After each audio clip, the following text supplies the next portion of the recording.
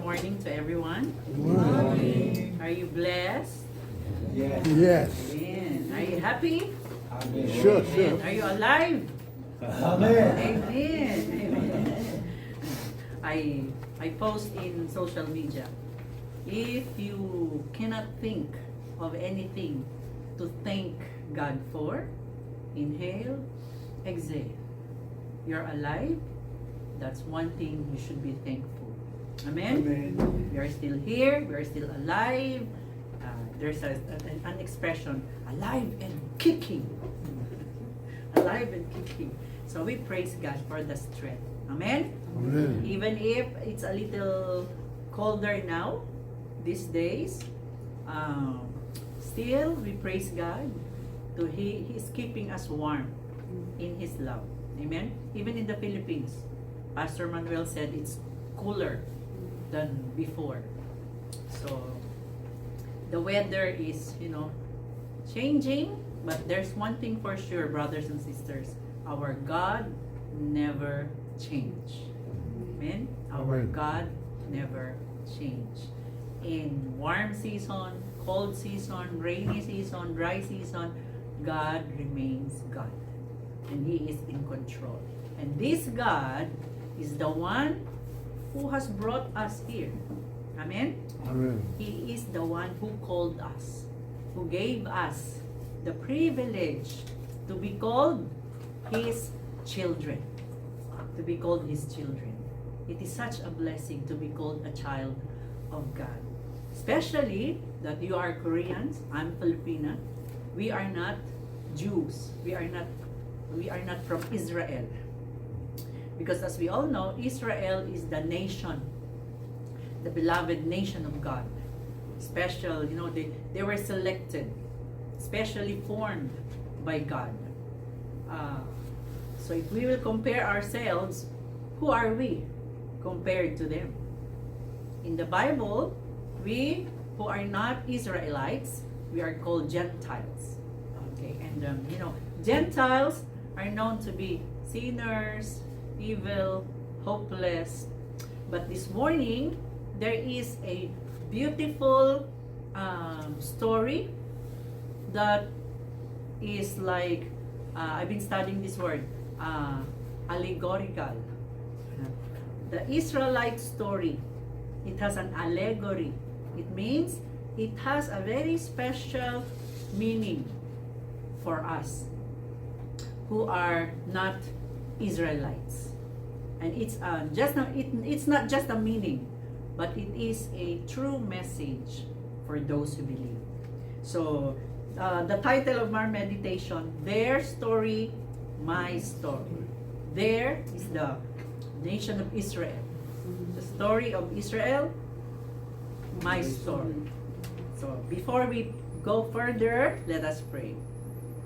Loving Father who opened heaven even for us, Koreans, Filipinos, and whatever nationalities, thank you. Thank you, dear God, that through Jesus Christ, we can be your child.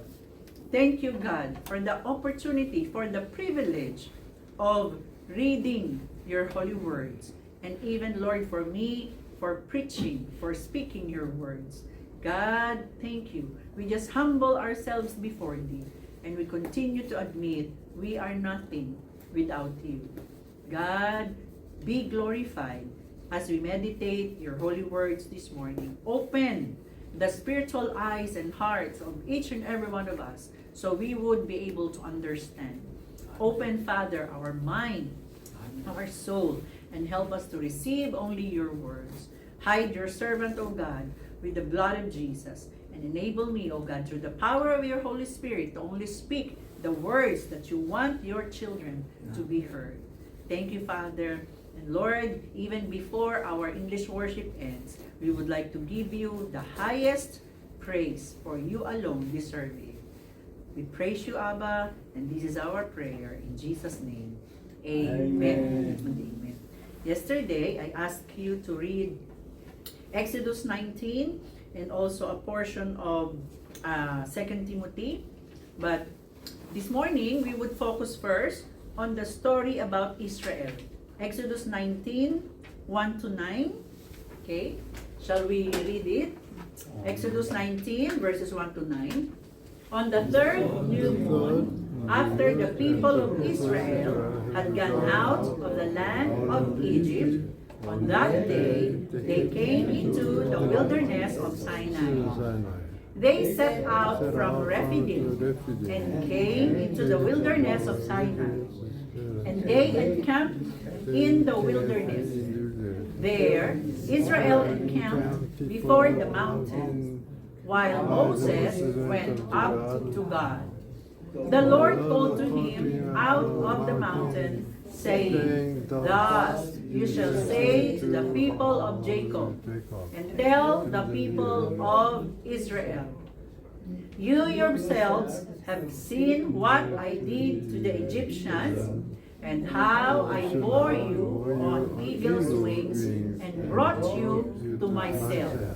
Now, therefore, if you will indeed obey my voice and keep my covenant, you shall be my treasured possession among all peoples, for all the earth is mine. And you shall be to me a kingdom of priests and a holy nation. These are the words that you shall speak to the people of Israel. So Moses came and called the elders of the people and said before them all these words that the Lord had commanded him. All the people answered together and said, All that the Lord has spoken, we will do. And Moses reported the words of the people to the Lord. Last verse. And the Lord said to Moses, Behold, I am coming to you in a thick cloud, that the people may hear when I speak with you, and may also believe you forever. The Lord bless the reading of His words. On this chapter in Exodus 19, it was the time when Israel already departed from Egypt. Okay? In Egypt, they were called slaves. They were punished if they were not able to finish their task. One of the job of the Israelites in Egypt was to make bricks. To make bricks. That's why some historian says, if you will go to Egypt and you will see the pyramid, they said probably the Israelites were the one who built it. They were the one who made the bricks, okay, and then built it. So they were not dealt good. They were treated very bad. That's why they cried to God for help. And when God heard them, He sent Moses. And God used Moses to help the Israelites come out from Egypt after several plagues. I think 7 plagues. Okay? And then the first miracle or the first challenge they faced was when they faced the Red Sea. Red Sea in front of them, and on their back was the Egyptian army trying to get them. But God, in His power, we know the story, opened the Red Sea. Have you read that? It's in Exodus. Opened the Red Sea and the dry land, the land under the water. So amazing. It was dry. And Israel crossed over the Red Sea. And the Egyptian chariots, the Egyptian army followed them on the Red Sea. But you know, God was not with the Egyptian armies. So when they were crossing, God turned the Red Sea back. And all those chariots, horsemen, died.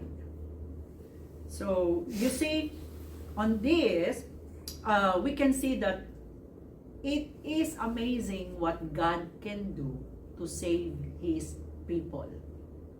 So it was after this, they traveled and then they reached the wilderness near Mount Sinai. Mount Sinai was famous for the deliverance of the 10 commandments of God. It is called the mountain of God, Mount Sinai. Now, it was here that God made his promise or covenant and even command to the Israelites. Okay? If we will read in verse 4, if we can go back, God says, "You yourselves have seen what I did to the Egyptians, how I bore you on eagle's wings and brought you to myself." So God delivered them from the Egyptian. God set them free. And then, it was also this time that God made a promise to them. God told them his beautiful plan, his calling for the Israelites. In verse 5, it says, "Now, therefore, if you will indeed obey my voice and keep my covenant," the promise was, "You shall be my treasured possession among all peoples, for all the earth is mine. You shall be to me a kingdom of priests and a holy nation." A treasured possession, a kingdom of priests, not a kingdom of slaves, but a kingdom of priests. You know, at that time, when you're a priest, it's something very important and special. It represents holiness. It represents righteousness. So God says, "You will be my kingdom of priests and a holy nation." Those three, God told them, "You will be these three: my possession, my kingdom of priests, my holy nation." But with a command, there is an if. There is an if. Okay? Here. This is very important.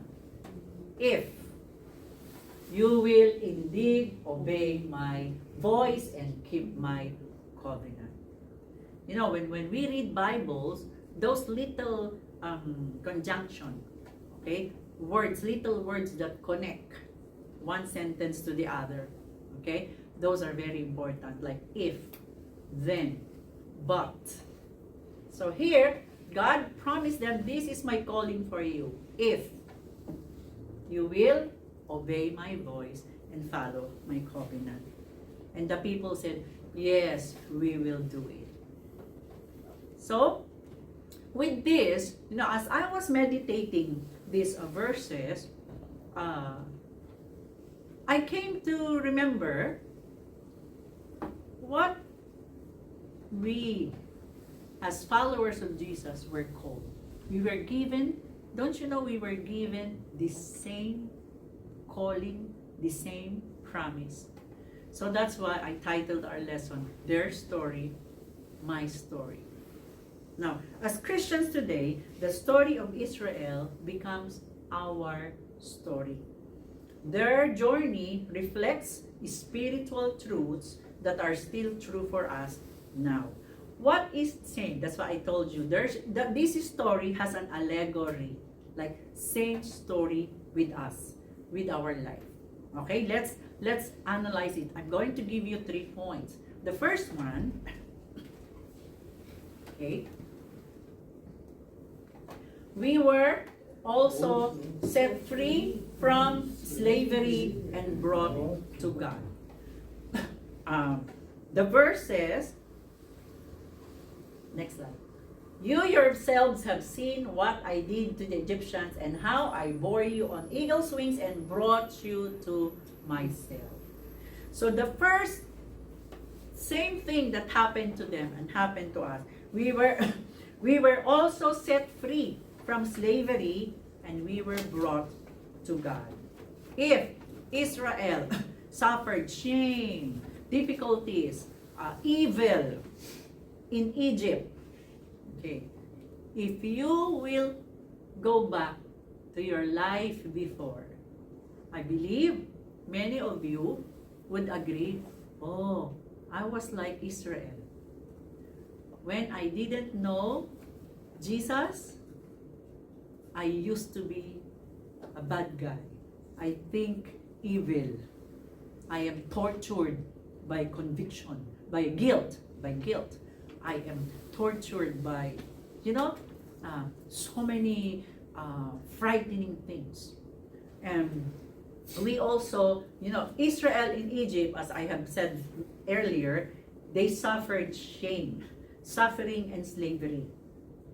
In our life before we met Jesus Christ, we also suffered the same thing. We were slave to sin. We were slave to selfishness, greediness, jealousy, hatred. Maybe to most of us, it was very hard for us to forgive. Maybe it was very hard for us to be loving to other people, especially if those people are difficult people. It's easy to love someone who is good. But if someone is really mean and bad, I don't care. So, if you would admit it, if you would look at your life before, and your life now, I strongly believe you will say that, oh, my life before I found God was like this. I don't have hope. Israel, when they were in Egypt, they have lots of problems, struggles, pain, sorrows, because they were slaves. They don't have freedom. Imagine Moses asked Pharaoh, please allow the Israelites to go out of Egypt. We will worship God. But Pharaoh said, no. 7 times, no. Until God killed all the firstborn of the Egyptians.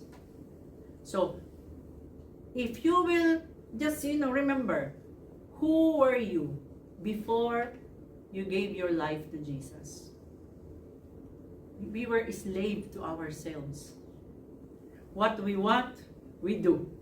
Apostle Paul said, there are things that I do not want because it's evil, but I kept doing it. There are things that I want to do because it's the good thing to do, but my evil self doesn't want to do it. There's a struggle within. There is a change in a person's life when that person gave his life, his heart to the Lord. Maybe years ago, when you don't know Jesus yet, if you have problem, what do? You drink soju? I want to forget my problem. Soju. But really, you just get drunk and sleep.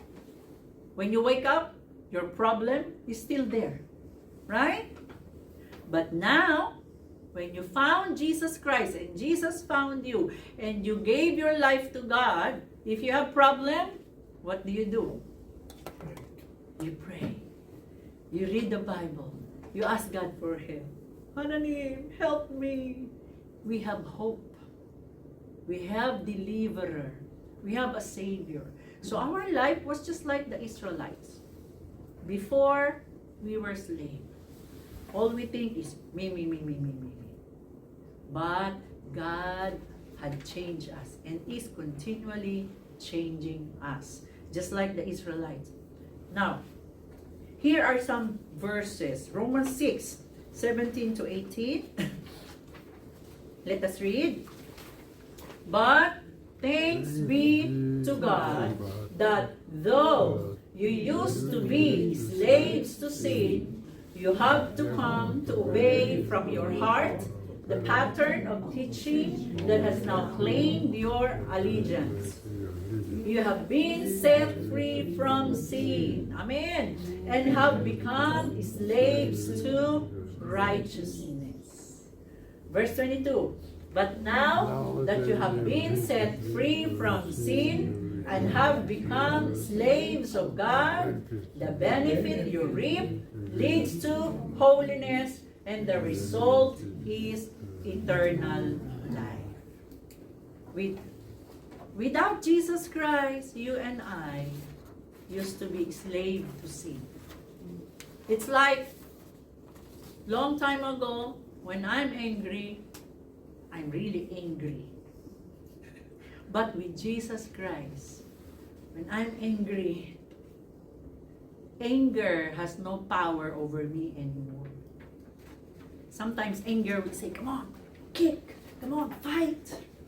But with Jesus Christ, anger has no power over me. I could easily say no, and say, Jesus, I forgive. And then the anger will just, slowly will just leave me. So we were a slave to sin. We were a slave to Satan. But when we give our life to Jesus, Jesus set us free. Satan is no longer our sadyangin. Satan is no longer our boss. Amen? Amen. With Jesus, when you receive Jesus in your life, Jesus Christ is now our sadyangin. He is our boss. He is our helper. He is our great Savior.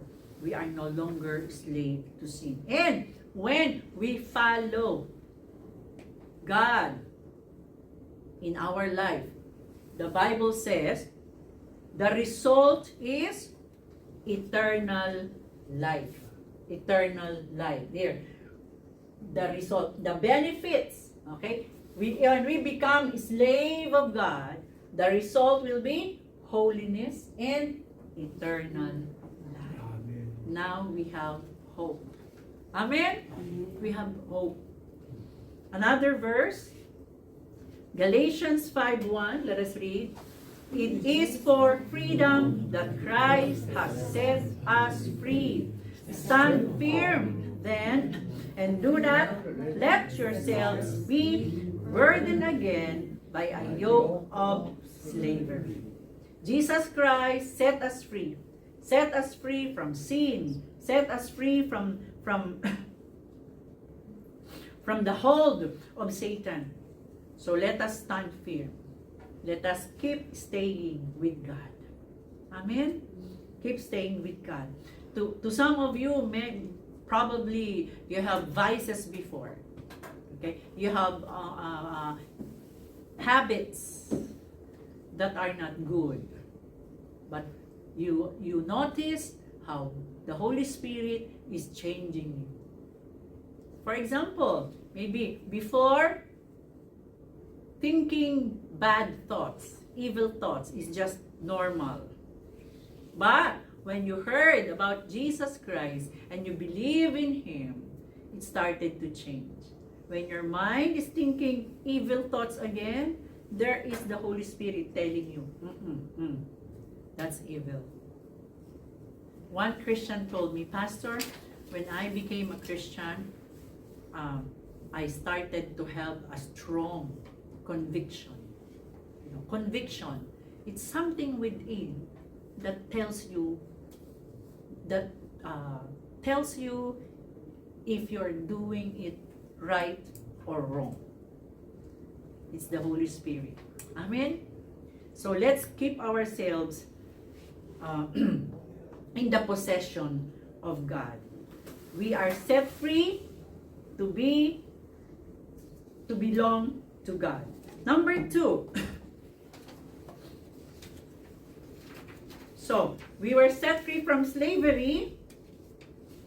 Number 2, we are also set free to be God's possession through Christ. Okay, when the Israelites went out from Egypt, okay, God did not brought them out of the wilderness just to be wild. You know wild? Have you seen a wild animal? When we say wild animal, it means that animal can do whatever he wants. He never listened to any commands. If you see a wild, is there a wild dog? Dog that is not untamed, tell that dog, sit! And the dog will just stare at you. Right? But if a dog became somebody's possession. And then that dog will be trained by the owner. And one trick, common trick for the dog, if you said to the dog, sit, and the dog will sit, it means to say that dog was trained. He was owned by somebody. Now, the Israelites, they were not released from Egypt just to be wild people. No, God said in verse 5b, you shall be my treasured possession among all peoples, for all the earth is mine. And you shall be to me a kingdom of priests and a holy nation. I would like to give emphasis on the first part. You shall be my treasured possession. So when the Israelites was delivered from the Egyptians, as I have said earlier, they were not brought out to be wild people, but they were brought out from suffering, from slavery, from Egypt, so that now, this time, they can be owned by God. A treasured possession. Have you noticed that? Not just a possession, but a treasured possession. Do you have any treasured possession? I have one in a box. It's not money, no, but it's the picture of Manny. Pastor Manny. I have some treasured possession where I put our pictures and some little things. Today I have this box for my daughter. Everything memorable she left in Korea. When they came, it was there. Even hair clip, I put it there. And my daughter likes to collect. You know when you drink a soda and you there's the you pop it, yeah, the opener like that, the pin. She collects that. So while I was cleaning our bedroom, I found 3, and I just put it in that, and I made a keychain, and I showed my daughter. To remember your visit in Korea in 2025. I put it there, treasured possession. Maybe for others, hey, it's a seregi. It's just a waste. Why are you keeping it? Because it brought me memories. So here, when we say treasured possession, it means something very special, something very valuable. You cannot be compared to amounts of money.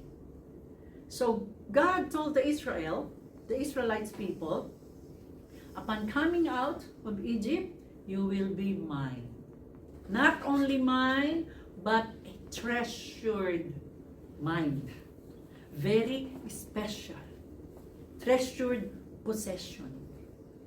Brothers and sisters, we as Gentiles, okay, by the mercy and the grace of God, we were also given this wonderful chance to be included in the position of being God's treasured possession. You and I, even if we are not Israelites, through Jesus Christ, when we believe in Jesus Christ, we were included. Okay? We were included into God's treasured possession. So you and I now are very important to God, very special through Jesus Christ. Look at these verses. Romans 11:17. If some of the branches have been broken off, and you, though a wild olive shoot, have been grafted in among the others, and now share in the nourishing sap from the olive root. On the picture is an olive tree. There are lots of olive trees in Israel. Now, what does it mean? If you will read the whole chapter of Romans 11, Okay? Apostle Paul was talking to the Romans. Okay, the Romans are not Israelites. Okay, they're different. They are Gentiles like us. So, Apostle Paul said, because the Israelites didn't believe Jesus Christ at once. So, they were like a branch cut. But Apostle Paul said, they were cut so that you can be grafted. Do you know grafting? Yes, we know Yeah, that. okay. Grafting is taking away one stem. Example, mango tree. Taking away one stem, and then I'm going to get a, let's see, what, maybe, Chico. Chico is like the Korean pear, maybe. Grab another tree, put it there, yes, tie it, 아, right? Tie, 접목. yeah, until they are connected. And then this branch that was connected, it says there, now share in the nourishing sap from the olive root. So the other branch connected will start to grow, will start to be alive. You and I are like that branch. We are not olive branches. Apostle Paul called the Romans and us Gentiles wild branch. We were connected to the branch of Israel. So now, how are we connected? When we believe and receive, have faith in Jesus Christ. Jesus Christ is the connecting factor. Let me say, Jesus Christ is the glue. You know glue? In one store here, there is a very cheap glue. It's dangerous. When you're using it, be sure you will not include your skin. There was a time, the first time I used it, I was gluing a ceramic, and then it touched the tip of my finger. It was difficult for me to, so I had to wash it with warm water. And I thought my skin would be peeled off, but thank God it did not. But I call it super glue. So Jesus is like the glue. We are the wild branches. Through Jesus Christ, to our faith in Jesus Christ, we were connected to Israel. So there is a saying among the Christian people, we are Israelites by spirit. Not by blood, because by blood and flesh you are Koreans. By blood and flesh I'm a Filipina. But in the spirit, we are connected to Abraham. Amen? That's when we believe in Jesus Christ. So, you and I, just like the Israelites, we became member of Holy Israel. We became Israelites by our spirit, through our faith in Jesus Christ. Let us read some more verses. Ephesians 2, 11 and 13. Let us read. Therefore, remember that formerly you who are Gentiles by birth and called uncircumcised, but by those who call themselves the circumcision, which is done in the body by human hands. Verse 12, remember that at that time you were separated from Christ, excluded from citizenship in Israel, and foreigners to the covenants of the promise, without hope and without God in the world. 13. But now, in Christ Jesus, you who once were far away had been brought near by the blood of Christ. Amen. So now, in the sight of God, when He look at us, we are almost the same. We are God's treasured possession through Jesus Christ. Amen? Ephesians 3:6. This mystery is that through the gospel, the Gentiles, we are called Gentiles. The Gentiles are heirs together with Israel, members together of one body, and sharers together in the promise in Christ Jesus. So if God promised Israel, you will be my treasured possession. Now, through faith in Jesus Christ, you and I have the same promise. You and I also became God's treasured possession. Amen? So you are special in the sight of God. Amen? You are God's treasured possession. You belong to God. And not only that, you are very valuable to God.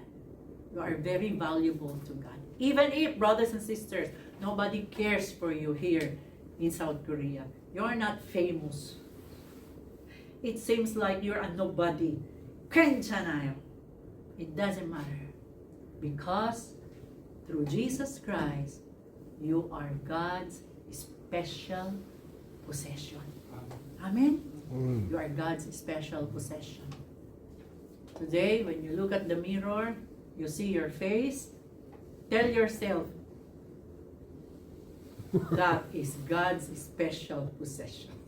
Amen? I am God's special possession. We are God's special possession. Even if you did not reach, no.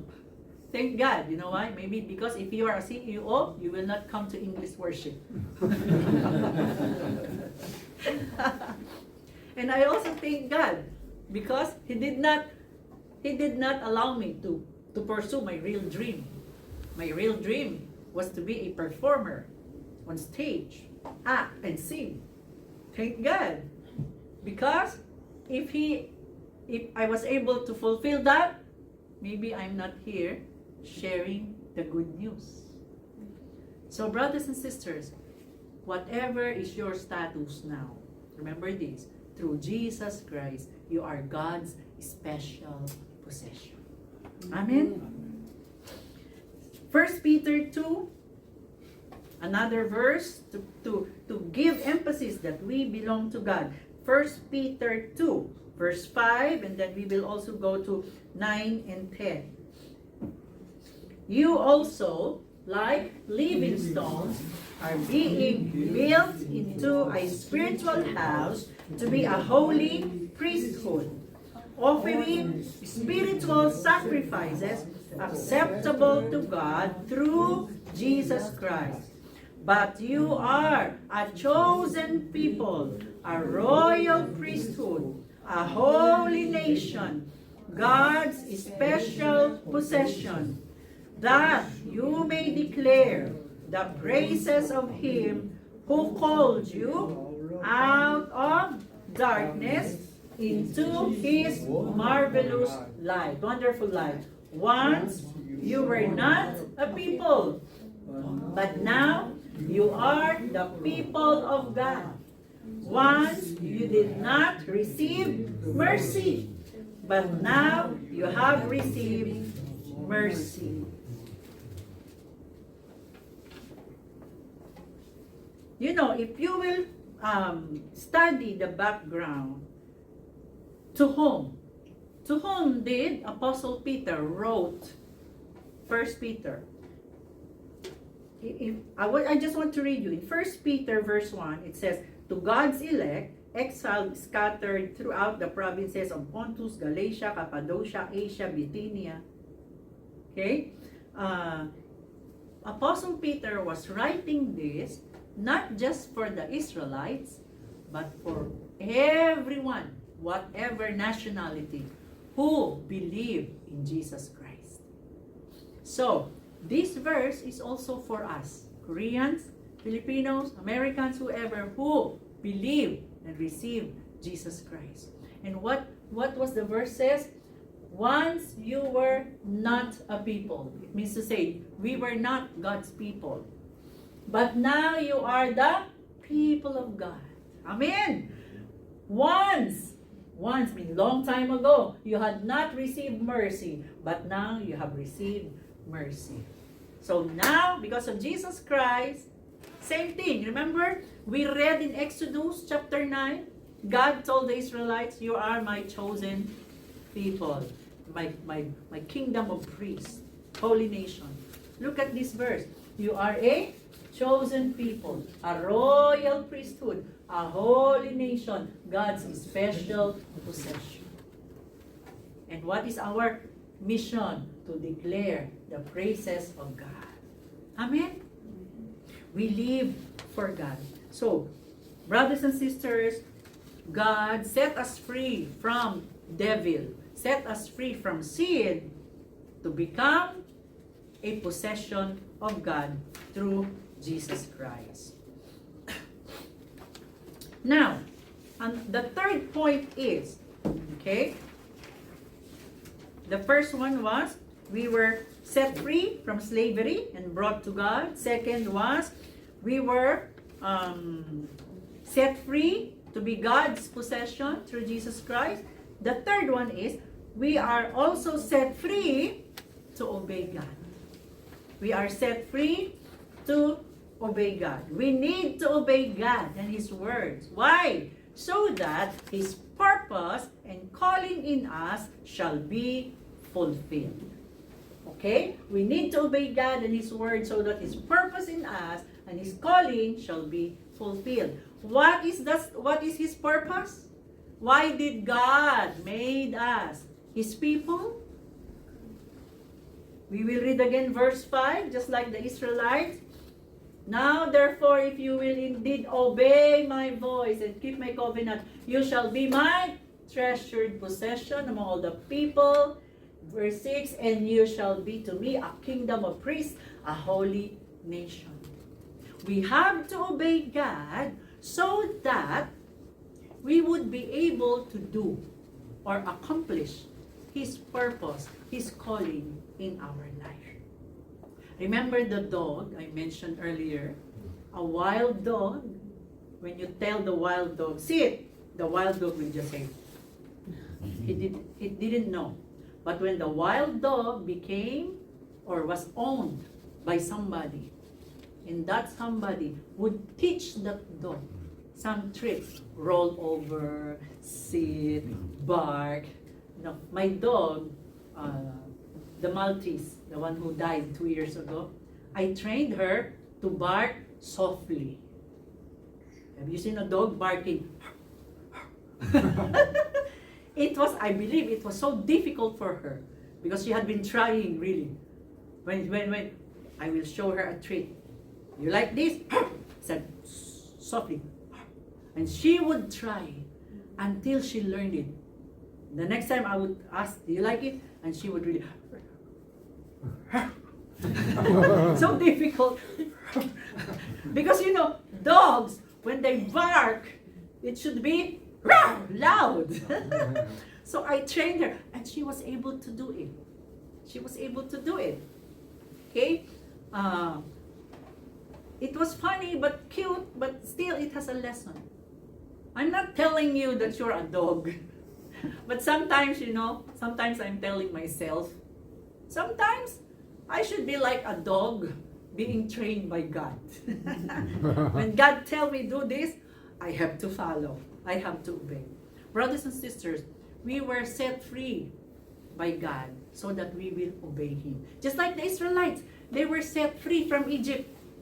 Not to be wild people obeying nobody. No, they were set free from Egypt to be owned by God. And because now they belong to God, they have to show the world that they really belong to God. How?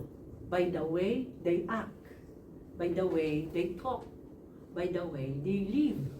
We cannot tell the world, I'm a Christian. But then at night they will see you drinking soju. Oh, I'm a Christian. There should be a difference. Amen? The world should see. Jesus said, and the world will know that you are my disciples. First and foremost, he said, if we love one another. We cannot tell the world that it's good to be a Christian. I'm a Christian. And then they will see us fighting, slandering, gossiping about each other. Oh God, forgive us. We are set free to obey God. Amen? To obey God. Deuteronomy 7:6. It says there, for you are a people holy to the Lord your God. The Lord your God has chosen you out of all the peoples on the face of the earth to be his people, his treasured possession. When God calls us, you are mine, it should be obvious that we belong to God. But the sad truth happened to Israel. What happened to them? If you will read Exodus, very sad. The Israelites who came out of Egypt, okay? There were, I forgot the counting, thousands, 100,000s? I forgot. I read about it, but, you know. Sadly, you know what? Only 2 people who came out of Egypt reached their final destination. The rest of them, those who came out of Egypt, okay, the rest of them died in the desert, died in the wilderness. Only those who were born in the wilderness, because God made them travel around the wilderness 40 years. 13, it says, evildoers and impostors will go from bad to worse, deceiving and being deceived. So it really happens here on earth, brothers and sisters. There are good, there are evil. Which side do you belong? If you have Jesus Christ, we belong to the good ones. Amen? And we would be able to continue goodness. Why? Because we have the Holy Spirit. We have Him in our life. Let's continue reading. Verse 14. But as for you, continue in what you have learned and have become convinced of, because you know those from whom you learned it, and how from infancy you have known the Holy Scriptures, which are able to make you wise for salvation through faith in Christ Jesus. Just a little background. Why did Apostle Paul said, from infancy? 1 Timothy. Apostle Paul is the writer of Timothy, book of Timothy, and he wrote it for Timothy.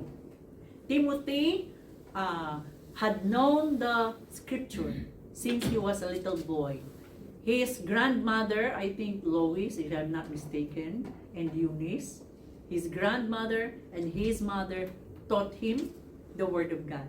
So Apostle Paul said, the one that was taught to you, it says, hold on to it. Don't leave it. Just like with us now. I've been teaching you the Word of God. I hope and pray you keep it in your heart even when you go home. Amen? Meditate on it. That's why you have your script. Later, this afternoon, when you're resting, okay, read it, review. And if you don't understand some words, some English words, go find it in the Korean English dictionary. Okay? The scripture text, if you would notice your copy, I just wrote the book, chapter, and the verse. Okay? But I did not include the body. So you can, have time, open your Bible and check. Check if all you saw was really on the Word of God. So it says here, these scriptures, it says in verse 15, the Holy Scriptures which are able to make you wise. Okay, go back please, 15. Sir, the Holy Scriptures here which are able to make you Why? For salvation through faith in Christ Jesus. How do we obey God? Read the scriptures. The scriptures will give us the wisdom, the understanding. How are we going to live for God? Since you are God's special possession, you belong to God, you have to live like someone who really belong to God. We are no longer wild. Amen? Somebody owns us. Who is our owner? God. Let's continue reading. Why? Why the scripture? In verse 16 it says, let's read. All scripture is God-breathed and is useful for teaching, rebuking, correcting, and training in righteousness. Okay, let's pause for a while.